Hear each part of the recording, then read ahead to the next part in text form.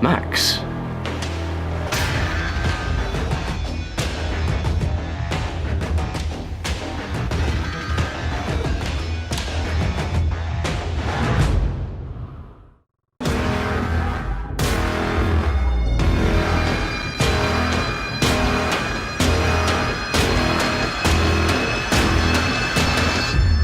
Bring lunch. We've got a killer to find.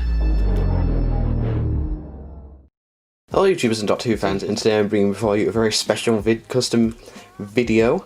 This is of the Usurpation of a Cybermen collector's figure set. Oh my god, Character Options have made and sent me one of these. This isn't a custom. I'm joking, obviously. That would be amazing if they did, but here we are. I probably could do a better job myself here anyway. So, I've reused old parts like they're doing with the B&M sets, so there you go, I'm keeping it true to the spirit of character. I apologise, this video is going to be handheld because I don't know where I put my tripod, so excuse the shaky camera, but same detail will be captured, so don't worry about that. So let's take a look at the box. It's from the 2016-17 B&M releases where the boxes were a bit bigger. It was originally the Monsters set, but I haven't stuck anything over those because it's not really needed because it's going to be on display from the front at all times. So taking a look at the top, the logo, the character options thing, yada yada. Printed that and put it on top with my own custom text as opposed to the one they used on the sets. I think it fits the Cybermen. Includes Cyber Leader, Rex Courtney and Cyberman. That Cyberman thing should say clone feed Cyberman, but at the time I made the concept, I just had a normal Cyberman. Here's the old 7th Unox logo. This shows you how long it was when I started this thing. It's like 2 years ago. Usurpation of a Cyberman figure set. And that's all for the custom packaging. As you can see, you got 3 figures there nicely and a backdrop. So let's take a look, let's open it up. Backdrop is a screenshot from the 7th Unox Generation short film. If you haven't checked that out, please do. A lot of fun to make. It's the exact same place that we filmed Usurpation. I ran out of colour paper, so I had colour ink, so I had to paint the floor from scratch, but I think from a distance it blends nicely. When it's in the packaging you can't really tell. So that's that. Moving on to the figures. Okay, so take 2. I didn't actually record before, so I was talking to myself for 5 minutes, so that was fun. This is Rex Courtney, and I do apologise for the camera audio, because it's the in-camera audio, because I've got to turn on the microphone. But for the sake of consistency, I'm keeping it the same.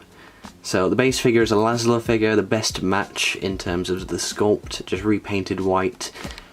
Painted the shirt black, and added the black trim around. Weathered it up, so it just looked a little bit more gritty. It uses a John Sim master head, the best likeness for me. Not great, but it's generic enough. Sculpted the bandana with milliput, then painted it black. Added some half spheres for the headphones and a silver fake leather strip. So obviously I didn't include the Slipknot logo on the back. This is more of like how it should have been, because if I'd have used a plain white bodysuit would have turned out a lot better, but it is what it is. There's a lot of things I would have done differently if I had more time with Usurpation, but that's a topic for another day. Next up is the Cyber Leader. As you can see right off the bat, main difference is I took the headpiece off and painted the brain, so I'll give you a look at that.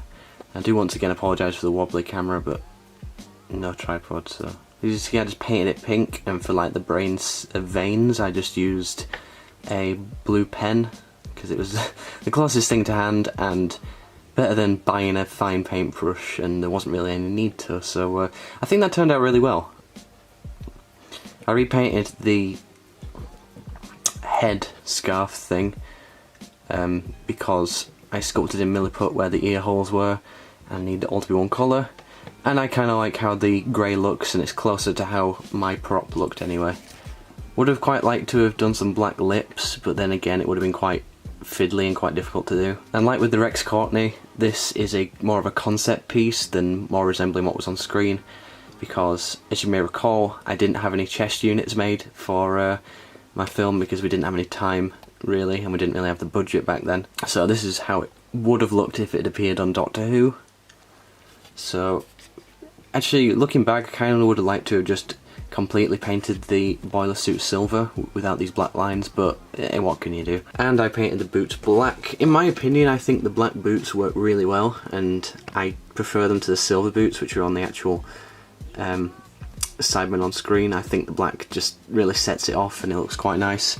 Like if we pan away, just makes it pop that little bit more. So that's the Cyber Leader. Very pleased with this one. Turned out a lot better than I thought it would. A little bit of a behind the scenes tidbit.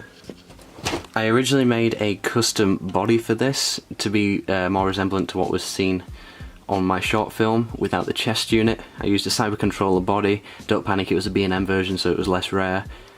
But I decided to scrap that because I couldn't really find a head that would fit properly onto that body, so I just thought, why not just customise the Mondasian Cybermen. So lastly we have the clone feed Cyberman. For this I basically took the electronic silent figure and chopped off the lightning parts, and it works very well as water because it's like casted in opaque blue plastic. Did originally want to cast some up in clear resin, but I thought, why not? I've got these at my disposal, I've got them spare, so why not? And black boots as well. I'm rushing through this, I apologise, my battery's dying. So overall, I'm extremely pleased with how this has come out. Hopefully I can do some more figures based on my channel in the future just to boost my ego. I hope you guys like this. If you did, please share it, please like the video, get the word spread about the 7 Through Knots message. So thank you for watching, and I will see you guys later.